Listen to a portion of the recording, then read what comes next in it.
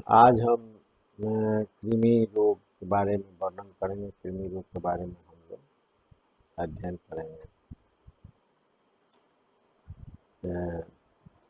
कृणाति हीनस्ति इति कृमि।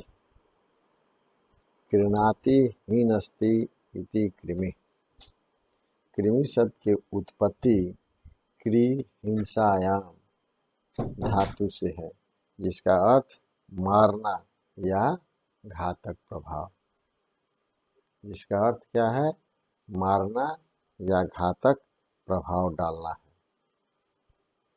आचार्य चरक ने कृमि शब्द का निर्वचन 3 प्रकार से किया है।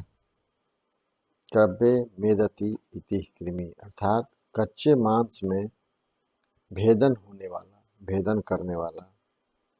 कर्म तेवी स्यात् शरण कर्मणः, अर्थात सरक कर मीन्स चलने वाला, सरक कर चलने वाला।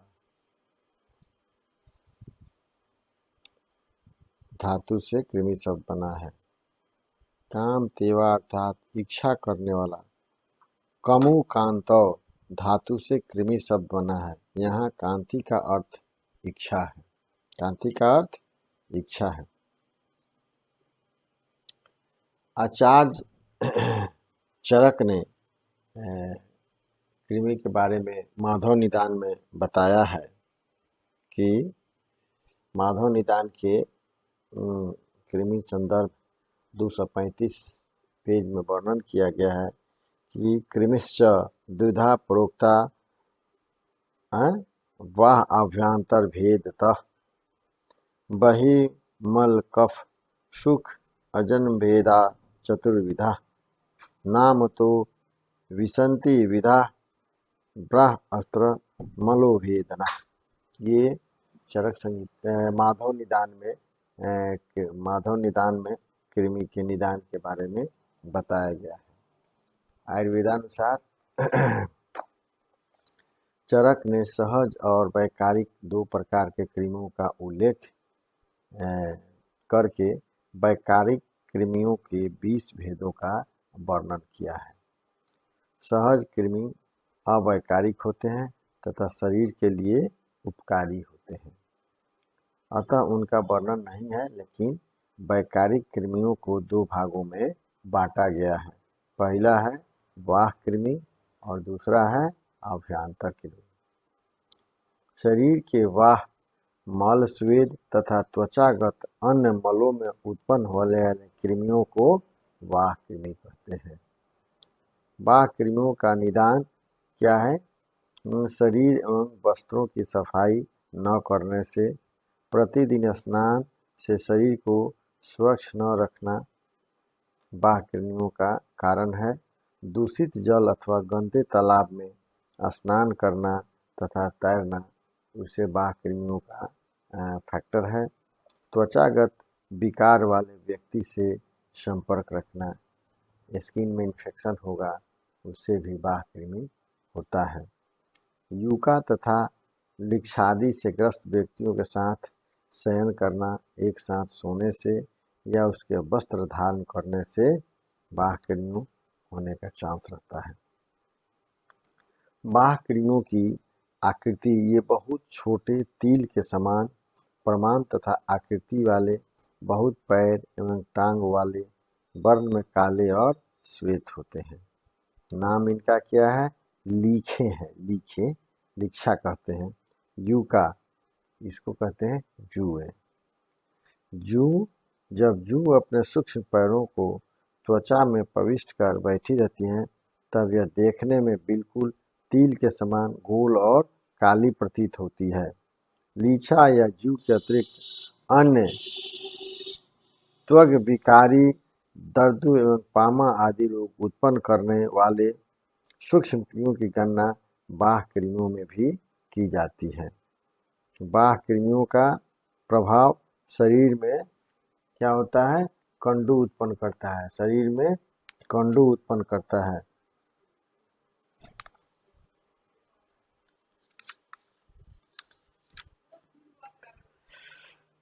कोठ, शीत पीत, के समान छोटे छोटे आर्टिकेरिया जैसा चकता पैदा होता है, पीड़िकाएँ उत्पन्न होता है। चरक नींद की चिकित्सा के लिए इनको पकड़ कर निकालना, शरीर की शुद्धि तथा मल का नाश करना तथा मल उत्पादक भावों का सेवन करने के लिए बताया है। अभ्यंतर कृमि शरीर में उत्पन्न होने वाले अभ्यंतर कृमि अधिष्ठान भेद से 3 प्रकार का होता है: रक्तज कृमि, कफज कृमि और पुरुषज कृमि। कौन कौन 3 गो है? रक्तज कृमि, पुरुषज कृमि और कफज कृमि। तो अभ्यंतर कृमि का निदान क्या है?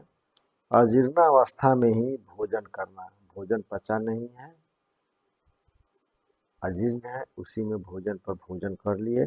मधुर एवं अम्ल पदार्थों का अत्यधिक सेवन करना, द्रव बहुत पदार्थों का अति सेवन, पिष्टमय पदार्थ तथा गुड़ आदि का अत्यधिक सेवन करने से और व्यायाम नहीं करने से, दिन में निद्रा शयन करने से, निरंतर वृद्ध भोजन का सेवन करने से क्या होता है?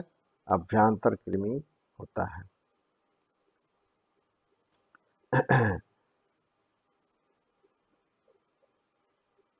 अग्नि को मंद करने वाले होते हैं तथा कफ की वृद्धि करने वाले हैं।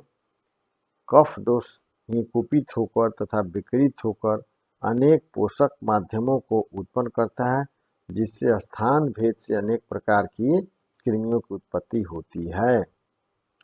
आयुर्वेद शास्त्र में इसलिए क्षेत्र को बीज से अधिक महत्व दिया गया है। यदि क्षेत्र ठीक होगा तभी बीज की उत्पत्ति उचित प्रकार से होगी, अर्थात कफ विकृत से उत्पन्न होने वाले पोषण माध्यम विभिन्न कृमियों तथा जीवाणुओं के वृद्धि के लिए आवश्यक है।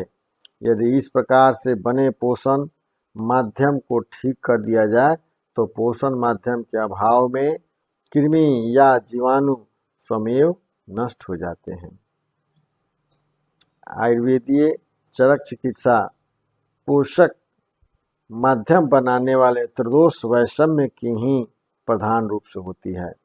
मॉडर्न साइंस में आधुनिक चिकित्सा पद्धति में कृमिहर तथा जीवाणुनाशक औषधियों का हम लोग प्रयोग करते हैं, जैसे एल्बेंडाजोल, मेबेंडाजोल, आइवरमेक्टिन और इस तरह का जितना मॉडर्न में कृमिनाशक है उसका हम लोग प्रयोग करते हैं। अब कृमि रोग का समान लक्षण में संहिता ग्रंथों में वर्णन है कि ज्वरो विवर्ता शूलम हृदरोगः सदनम भ्रमः भक्त दोषो अतिचारस्य संजात कृमि लक्षणम। आधुनिक काल में विकृति विज्ञान की पैथोलॉजिकल के खुलने का इन कृमियों की परीक्षा सुलभ हो गई है।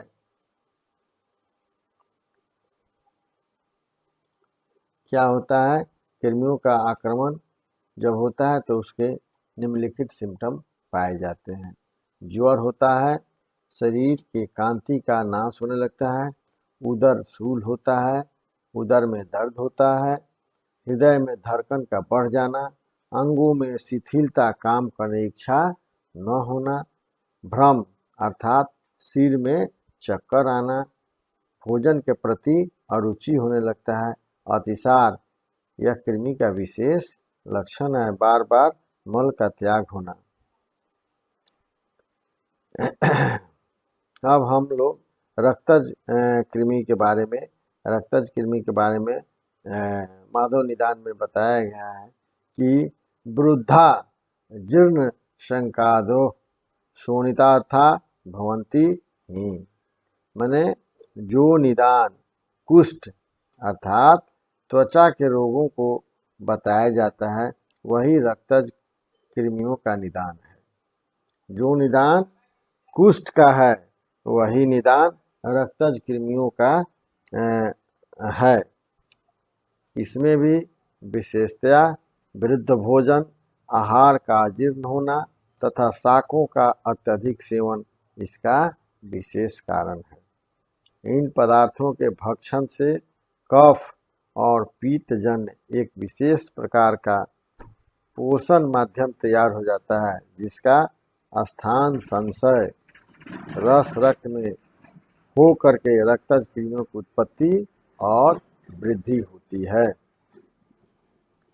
जिससे रक्त दूषित हो जाता है और उसका ज्ञान त्वचा में उत्पन्न होने वाले विविध विकारों से होता है। चरक ने चिकित्सा स्थान में रक्तवत धमनियों और शिराओं को रक्तज कृमियों का स्थान कहा है, पर वे वृद्धि करके शरीर में प्रसर करते हुए त्वचा में स्थान संचय कर लेते हैं। रक्तज कृमियों की शेप एंड स्ट्रक्चर, उसका आकृति क्या होगा? यह कृमि अति सूक्ष्म, पाद रहित, गोल तथा ताम्र वर्ण के होते हैं और इनमें से कुछ तो इतने सूक्ष्म होते हैं कि सूक्ष्मदर्शक यंत्र द्वारा भी देखने में कठिनाई होते हैं, माइक्रोस्कोप से भी देखने में कठिनाई होती है। वर्ण, इनका वर्ण क्या होता है? ताम्र होता है। संख्या, रक्तज कृमियों की संख्या संहिता ग्रंथों में 6 प्रकार की बताई गई है। उसका नाम है केशाद, रोम विध्वंस, रोम द्वीप, उदुम्बर, सौरस और जंतुमान है। ये 6 रक्तज कृमियों की संख्या बताई गई है। इसका इफेक्ट कहाँ कहाँ रहता है? केश, समिश्रु तथा त्वचा के बालों का नाश करते हैं, नख में विकृति करके उसका नाश करते हैं, नख में भी विकृति करते हैं। जब ये कृमि वर्ण में होते हैं तब शरीर रोमहर्ष, कंडू तथा तोंद, सुई चुभने जैसी पीड़ा होती है। जब इनकी अति वृद्धि हो जाती है तब ये शिरा, स्नायु, मांस तथा तरुणास्थि को, माने अस्थि को भी खा जाते हैं। यह सब लक्षण महाकुष्ठ में पैदा होते हैं। अतः महाकुष्ठ की उत्पत्ति में इनका विशेष सहयोग होता है, इसलिए कुष्ठ को संक्रामक रोग कहा गया है। आचार्य चरक ने रक्तज कृमियों की चिकित्सा भी कुष्ठ के समान करने के लिए बताया है। अब कफज कृमि, विकृत कफ में उत्पन्न होने वाले कृमियों को कफज कृमि कहा जाता है। आचार्य चरक ने उनकी उत्पत्ति का स्थान आमाशय अर्थात समस्त पश्चमानाशय को माना है, पर इनकी उत्पत्ति एवं वृद्धि होकर वे ऊर्ध्व तथा अधोगति प्राप्त करते हैं अथवा वहीं पर चिपक कर आहार ग्रहण करते हैं या रक्त पीते रहते हैं, रक्त का शोषण करते हैं। इसका निदान क्या है? दूध, गुड़ तथा तेल के बने पदार्थों का अधिक सेवन करने से, मछली तथा आनु प्रदेश के प्राणियों का मांस सेवन करने से, चावल की पिष्टी के बने पदार्थों का सेवन करने से, अजीर्ण भोजन पर पुनः आहार करने से, गले सड़े बासी भोजन का सेवन करने से और प्रकृति विरुद्ध भोजन का निरंतर सेवन करने से क्या होता है? कफज कृमि रोग होता है। इन समस्त कारणों से कफ की आम रूप से अधिक वृद्धि होती है। इसमें एक पोषण माध्यम तैयार हो जाता है जिससे कफज कृमि विकसित होकर रोग उत्पन्न करने में असमर्थ हो जाता है। ये पूर्ण वृद्धि को प्राप्त करके ऊर्ध्व, अधः अथवा अव्यतः प्रसरणशील होते हैं। कफ के इसी माध्यम को प्राप्त करके वक्ष तथा अन्य स्थानों में कफज जीवाणु उत्पन्न होकर श्वसनक ज्वर और ट्यूबरक्लोसिस, राजक्षमा आदि रोग को भी उत्पन्न कर सकते हैं। कफज कृमियों की शेप क्या होता है और उसका मॉलिक्यूलर स्ट्रक्चर क्या हो सकता है? इनमें से कुछ चमड़े की मोटी तांत के समान अथवा फीते के समान लंबे और चपटे होते हैं। कुछ केंचुए के समान लंबे तथा गोल आकृति वाले होते हैं और उनकी झलक कुछ ताम्र वर्ण के समान होती है। कुछ सूक्ष्म लंबे तंतु की आकृति वाले ताम्र वर्ण की झलक लिए श्वेत वर्ण वाले होते हैं। इन तीनों प्रकार के कफज कृमियों के नाम निम्नलिखित संहिता ग्रंथों में बताया गया है। इसका नाम है अन्नदा, उदरवेष्टा, हृदयादा, महागुद, चूरव, दर्भ कुसुम और सौगंधिक। ये कफज कृमियों के नाम बताया गया है। अब इसमें से थोड़ा थोड़ा हम बता देते हैं। पहला है अन्नदा। अन्नदा और हृदयदा एक ही जाति से संबंधित है। यह कृमि अपने दांतों से आंतों में चिपक कर रक्तपान करते रहते हैं। इनका मुख अंकुश के समान होता है।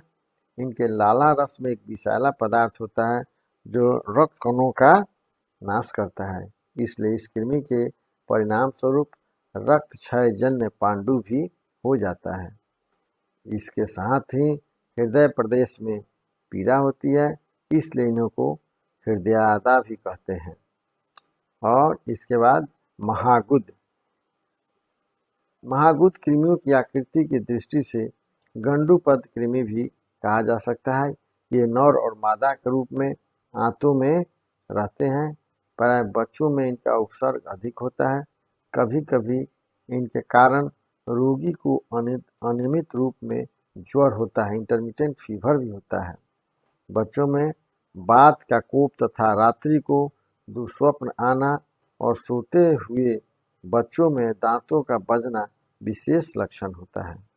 दूषित खाद्य पेय पदार्थों के द्वारा इनके अंडे अमाशय में चले जाते हैं। वहां से लार्वा के रूप में स्वतंत्र होकर यकृत में लीवर में होते हुए शिरा द्वारा हृदय से फुफ्फुस में जाकर पुष्ट होते हैं। इसलिए कभी कभी ये काश के द्वारा भी निकलते हैं और कई बार नासिका द्वार से भी निकलते देखा गया है। फुफ्फुसों से पुनः आमाशय और आंत्र में आकर अपने वंश की वृद्धि करने लगते हैं।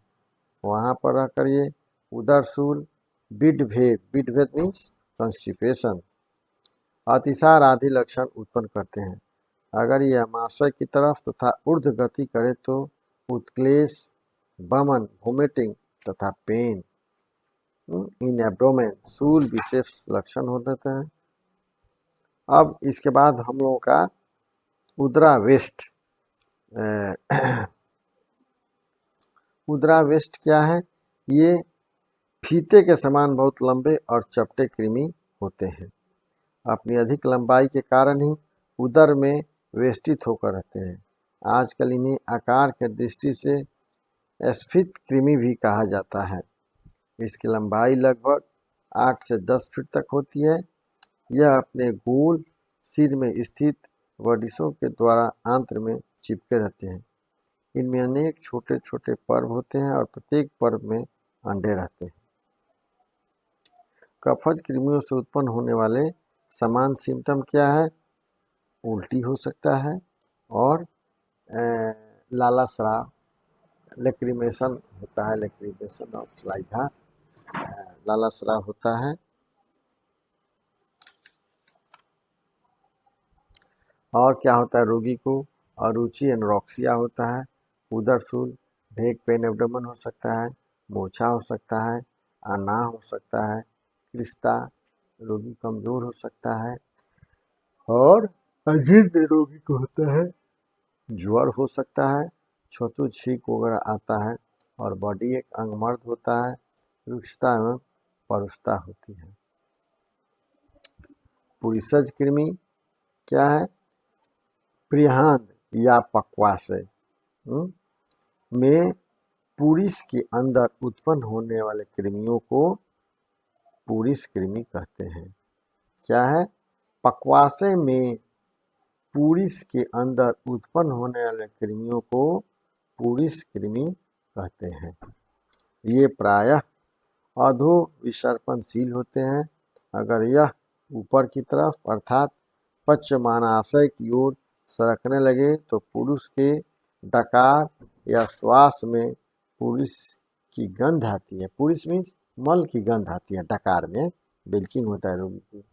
इससे यह स्पष्ट होता है कि कृमि पुरुष में कोथ या सड़न उत्पन्न करते हैं तथा उसके कारण कोष्ठबद्धता हुआ करता है, कॉन्स्टिपेशन होता है। ऐसे व्यक्तियों के अधोवायु में भी दुर्गंध आती है। इनमें से कुछ पुरुष का कोथ करके उसे तोड़ने वाले होते हैं, जिससे दूषित और मल रूप वायु की उत्पत्ति होती है। यह वायु ही कटु रस के रूप में शोषित होकर रस रक्त में मिलकर अनेक प्रकार के वातिक रोगों का कारण बनती है। आचार संहिता ग्रंथों में है कि वातिक रोगों के शमन के लिए बस्ती पुरुषाधानम कटी शक्तिनी पादावस्थनी तत्रापि पक्वासो विशेषणी, माने पक्वाशय का विशेष चिकित्सा कर देते हैं। क्या करते हैं? उसका विरेचन द्रव्य देकर पक्वाशय का हम उसका शोधन कर देते हैं, जिससे क्या होता है कि रोगी का जो पुरुषज कृमि के चलते डकार आता है, बेचिंग आता है, वो सब सबसाइड कर जाता है। तो अनेक प्रकार के वातिक रोगों का वात रोग का शमन होने लगता है। कृमि गुदा में जा करके क्या करता है? कंडू और दाह आदि उत्पन्न करते हैं। पुरुषज कृमियों की आकृति क्या होता है? ये आकृति में मोटे, लंबे एवं गोल होते हैं। इनमें से कुछ काले, कुछ पीले और कुछ ताम्र वर्ण के होते हैं। कुछ लंबे और उनके बाल के सदृश भी होते हैं। पुरुषज कृमियों के क्या क्या नाम है? इसका नाम सेकंड सेमेस्टर में हम लोग पढ़े हैं। ककेरू, मकेरू, लेलिया, ससुराद और सशुलक। पुरुषज कृमियों का प्रभाव कहाँ कहाँ होता है? पुरुष भेद करके क्या करता है? कोथ उत्पन्न करता है और शरीर में कृष्णता उत्पन्न करता है। पुरुषता और लोमहर्ष की उत्पत्ति होती है। गुदा पर कंडू तथा तोद होता है। उदर में शूल होता है, दर्द होता है, कॉन्स्टिपेशन होता है, मलावरोध होता है, अग्निमांद होता है, अग्निमंद हो जाती है और क्या होता है? रक्ताल्पता मतलब पांडु हो सकता है। कई बार गुदा के मुख में आकर पुनः वापस भी चले जाते हैं कृमि, और जब चाहते हैं पुनः आ जाते हैं। अब सहज कृमि 20 प्रकार के वैकारिक कृमियों के वर्णन के पश्चात सहज कृमि के विषय में भी थोड़ा जानें। क्या सहज कृमि के बारे में चरक ने 20 प्रकार के वैकारिक कृमियों के अतिरिक्त सहज कृमियों का भी वर्णन किया है। सहज कृमियों के बारे में चरक संहिता में लिखा है, अन्यत्र सहजम्य इत्यनेन शरीर सहज वैकारिका कृमियों 20-13 भवन्ति। सहज कृमि अवैकारिक होते हैं तथा मनुष्य के सहायक होते हैं। यह प्रायः स्वाभाविक रूप से आंत में रहते हैं और अनेक प्रकार से पुरुष को लाभान्वित करते हैं। विशेषतः भोजन के पाचन में इनकी क्रिया विशेष उल्लेखनीय है, विशेष इम्पोर्टेंस है। क्षुद्रांत में रहने वाले कृमि के फर्मेंटेशन की क्रिया करते हैं, परंतु बृहदान्त में रहने वाले सहज कृमि किण्वीकरण के साथ साथ पूतीकरण की भी क्रिया करते हैं। इन क्रियाओं के कारण अनेक प्रकार की दूषित वायुएं उत्पन्न होती हैं। कुछ आहार द्रव्यों में, जैसे मटर वगैरह का सेवन करने से इससे दुष्ट वायु अधिक पैदा होती है। ऐसे ही आहार को क्या कहते हैं? वातवर्धक आहार कहा जाता है। इनके विघटन से अनेक दुर्गंधित तथा अन्य पैथिक प्रकृति के विजातीय पदार्थ पैदा होते हैं। इस कारण वात और पित्त समान रूप से उत्पन्न होकर तथा रस रक्त में शोषित होकर शरीर में शीत पित्त आदि अर्टिकेरिया आदि रोग उत्पन्न करते हैं। इसके अतिरिक्त अन्य रोग जैसे तमक श्वास आदि भी सबसे इससे उत्पन्न हो सकते हैं। सामान्य अवस्था में रहते हुए सहज कृमि मनुष्य के लिए उपकारी होते हैं। परंतु कोष्ठबद्धता आदि होने पर यह कृमि वैकारिक वस्तुएं उत्पन्न करने लगते हैं।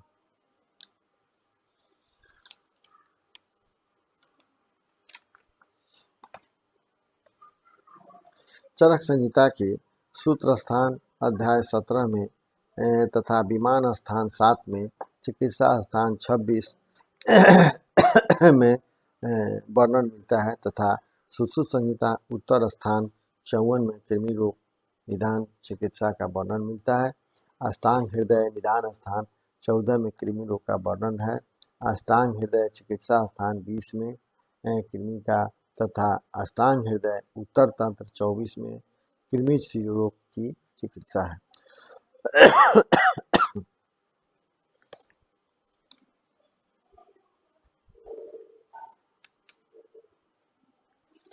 अब हम चिकित्सा सूत्र के लिए कृमि का बता रहे हैं।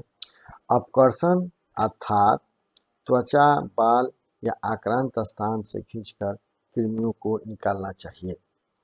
प्रकृति विघात अर्थात आहार विहार जो कृमियों के अनुकूल पड़ते हैं, जैसे मधुर एवं अम्ल पदार्थों का खाना, गुड़ और मिठाई खाना, शरबत, लस्सी आदि पीना, मालपुआ या पकौड़ी आदि खाना, स्नान न करना, मलिन वस्त्र धारण करना और दिन में सोना इत्यादि इन सबके विपरीत रस गुण वाले कटु और तिक्त कषाय रस प्रधान भोज्य तथा पेय का प्रयोग करना, शरीर पर इन्हीं रसों वाले द्रव्यों का लेप करना, अभ्यंग करना और कटु तिक्त कषाय द्रव्यों के क्वाथ से शरीर का परिमार्जन या स्नान करना चाहिए।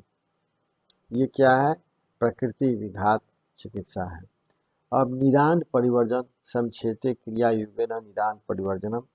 निदान परिवर्जन अर्थात जिन कारणों से वाह कृमि उत्पन्न होते हैं उन कारणों का परित्याग करना चाहिए, अवॉइड करना चाहिए। स्वच्छता न रखना वाह कृमि का प्रमुख निदान है, इसलिए इसे छोड़कर शरीर की त्वचा, रोम, बाल और धारण किए जाने वाले वस्त्रों की सावधानी से सफाई करनी चाहिए। स्नान नियमित रूप से करना चाहिए। सिर के बाल, कच्छा, दांत, कान आदि को स्वच्छ रखना चाहिए। चिकित्सा में क्या है? धतूर के पत्तों के रस अथवा पान के पत्तों के रस को पारा नहीं, कपूर में मिलाकर एक कपड़े के टुकड़े पर लेप कर उसे कपड़े को सिर पर बांधकर रात में सो जाएं। प्रातःकाल बालों को धोने पर सब युका और लीख मरकर निकल जाते हैं। माथा में हम लोग देहात में सुने हैं कि लीख पड़ गया है माथा में, उसके लिए क्या कहता है कि धतूरा के पत्ता को रस ले लीजिए या पान के पत्ता के रस में थोड़ा कपूर मिला करके कपड़ा के टुकड़ा में बांध करके माथा में रात करके लपेट करके सो जाइए।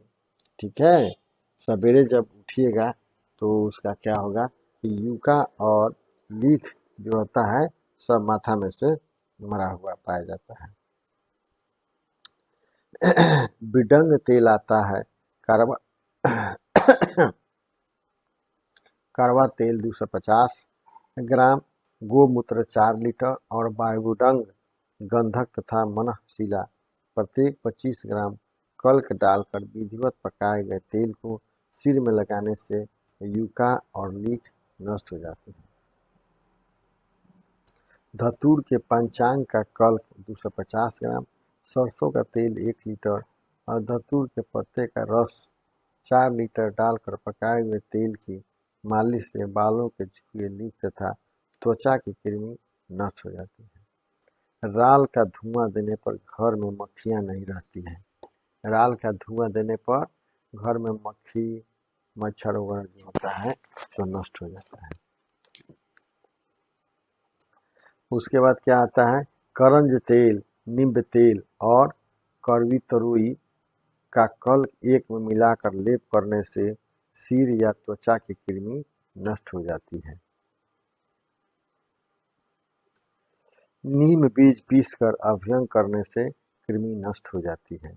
बालकों की गुदा में कृमिज कंडू होने पर धतूर तेल, बिरंग तेल या जैतून का तेल लगाना चाहिए। बायबिडंग को पीसकर लेप करने से गुदा की कंडू मिटती है। अपराजित धूप, गूगल, अगरू, रुइचा घास, नीम के पत्ते, मदार के पत्ते, बच और राल तथा दारू हल्दी के समभाग चूर्ण को आग पर रखकर धुआं देने से कृमि नष्ट हो जाती है। अभ्यंतर कृमि, रक्तज, कफज और पुरुषज, इन 3 प्रकार की कृमियों की गणना की जाती है। अजीर्ण की स्थिति में भोजन करने से और पत्ते वाले शाकों के अधिक सेवन से रक्तज कृमि उत्पन्न होता है।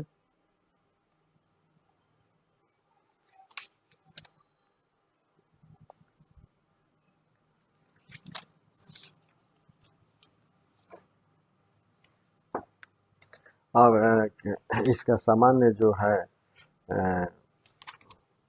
चिकित्सा जो है, लक्षण जो हम लोग बताए कि ज्वर होता है, शरीर के रंग का फीका पड़ना होता है, विवनता, हृदय के रोग, चक्कर आना, भोजन में रुचि वगैरह, ये सब इसके समान लक्षण होता है। चिकित्सा सूत्र तो बताइए दिया है कि रक्तज कृमि का चिकित्सा सूत्र कुष्ठ रोग के चिकित्सा सूत्र की तरह जानना चाहिए।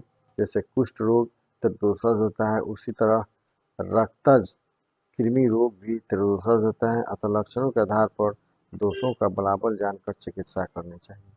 वात की प्रधानता में घृतपान, कफ की प्रधानता में वमन और पित्त की प्रधानता में विरेचन देना चाहिए। कफज कृमियों में विशेष रूप से शिरोविरेचन, नस्य, वमन और निदान परिवर्जन पूर्वक शमन चिकित्सा करना चाहिए। पुंसज कृमियों में विशेषकर बस्ती तथा विरेचन का प्रयोग करना चाहिए। आचार्य चरक ने समानतः सभी कृमियों की चिकित्सा में त्रिसूत्री सिद्धांत अपनाने का निर्देश दिया है। पहला क्या है? अपकर्षण, दूसरा क्या दिया है? प्रकृति विघात, और तीसरा निदान परिवर्जन। सभी तरह के कृमियों में चरक ने क्या किया कि त्रिसूत्री अपना प्रिंसिपल बताया। उसी में पहला प्रिंसिपल बताया अपकर्षण, दूसरा प्रकृति विघात और तीसरा निदान परिवर्जन। अब थोड़ा सा शॉर्ट में बता देते हैं। अपकर्षण, अभ्यंतर कृमियों का अपकर्षण 4 प्रकार से किया जाता है। कृमि औषधों के प्रयोग से कृमियों को निर्जीव अथवा बेहोश करने के पश्चात संशोधन उपचार करके बाहर निकालना चाहिए। अपकर्षण के 4 प्रकार होते हैं। कौन कौन? शिरोविरेचन, नस्य का प्रयोग, दूसरा वमन का प्रयोग आमाशयगत कफज कृमि रोग में किया जाता है, तीसरा विरेचन का प्रयोग, इसे मलाशय शोधनार्थ होता है, और चौथा अस्थापन निरूबस्ती का प्रयोग मलज कृमियों को निकालने के लिए किया है। और दूसरा चरक ने बताया प्रकृति विघात। प्रकृति विघात में क्या है? कृमि जिस तरह से आहार विहार या परिस्थिति या वातावरण में पलते हैं, उस परिस्थिति या वातावरण को नष्ट कर देना चाहिए। जैसे कटु तिक्त कषाय रस वाले द्रव्यों के खाने पीने, स्नान, उपटन आदि में प्रयोग करना चाहिए, तथा कफ विकार नाशक और पुरुष कृमि प्रतिषेधक औषध एवं कर्म करना चाहिए, जो कृमि जनन की प्रकृति को भी विनष्ट कर दे। और तीसरा चरक ने बताया निदान परिवर्जन। कृमि रोग के जो कारण बताए गए हैं, जैसे मधुर द्रव्य का सेवन, अम्ल द्रव, गुड़, बारा, पकौड़ा आदि का आहार, और दिन में सोने से, व्यायाम न करने से, इसका जो निदान बताया गया है, इन सब को निदान का परित्याग करना चाहिए। ये चरक ने जो त्रिसूत्री सिद्धांत बताए हैं, उस सिद्धांत के अंतर्गत हम बता रहे हैं। चरक ने क्या बताया? चरक ने कफज कृमियों की चिकित्सा करने में अधिक मात्रा में नस्य, शिरोविरेचन, वमन तथा शमन के लिए औषध प्रयोग करने के लिए बतलाया है।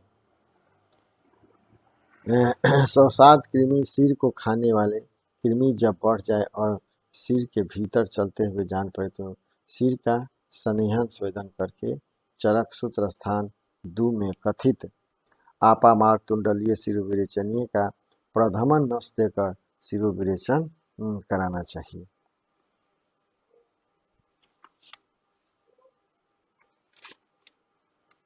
अब हम लोग क्या करते हैं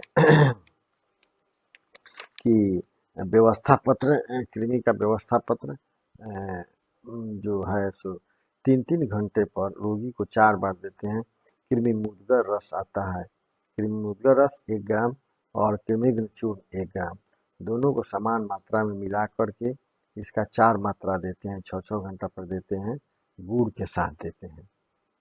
और भोजन के पहले यवानी खांडव चूर्ण आता है, इसको 3 ग्राम सुबह और 3 ग्राम शाम क्या करते हैं, 3 ग्राम सुबह 3 ग्राम शाम हम रोगी को खिलाते हैं। और भोजन के बाद भोजनोत्तर बिडंगा रिस्ट आता है, बिटंग, उसको हम लोग क्या करते हैं कि 25 मिलीलीटर सुबह और 25 मिलीलीटर शाम को हम लोग बिडंगा रिस्ट देते हैं। और रात्रि में, रात को 10 बजे रात में सोते समय आरोग्यवर्धनी बटी 1 ग्राम 1 मात्रा देते हैं, ल्यूक वाटर सुसुम जल से देते हैं। फिर से व्यवस्था पत्र के बारे में मैं बता देना चाहता हूँ कि रोगी को 3-3 घंटे पर 4 मात्रा में कृमिमुद्गर रस 1 ग्राम और कृमिघ्न चूर्ण 1 ग्राम, इसको खल करके समान मात्रा में 4 पुड़िया बना लेते हैं और इसको 1 पुड़िया 6-6 घंटा पर गुड़ के साथ हम लोग देते हैं। और उसके बाद हम लोग भोजन के पहले यवानी सांडर चूर्ण आता है, उसको 3 ग्राम सुबह और 3 ग्राम शाम को हम लोग देते हैं। भोजनोत्तर भोजन के आधा घंटा 40 मिनट के बाद बिडंग, बिडंग का प्रिपरेशन बिडंगा रिस्ट आता है, उसको हम लोग क्या करते हैं कि 25 से 30 मिलीलीटर सुबह और 30 मिलीलीटर शाम को हम लोग देते हैं। रात्रि को सोते समय हम लोग आरोग्यवर्धनी बटी 1 ग्राम हम लोग देते हैं, गर्म सुसुम जल से देते हैं। ये हमारा व्यवस्था पत्र हुआ। पथ्य रोगी को हम लोग क्या करते हैं कि पुराना गेहूँ, जौ, चावल, मूंग, अरहर, परवल का सब्जी, करेला का सब्जी वगैरह हम लोग पथ्य में देते हैं। और पथ्य में दूध नहीं देते हैं, मांस, घृत, दही, पत्ते वाले साग सब्जी, खट्टा मीठा, मिठाई वगैरह जो मधुर रस का सेवन हम लोग रोगी को बंद करा देते हैं। तो आज हम लोगों का कृमि रोग के बारे में हम लोग पढ़े। कृमि रोग हो गया। अब नेक्स्ट सैटरडे के दिन हम लोग, नेक्स्ट फ्राइडे के दिन हम क्या करेंगे कि अर्श के बारे में हम पढ़ेंगे।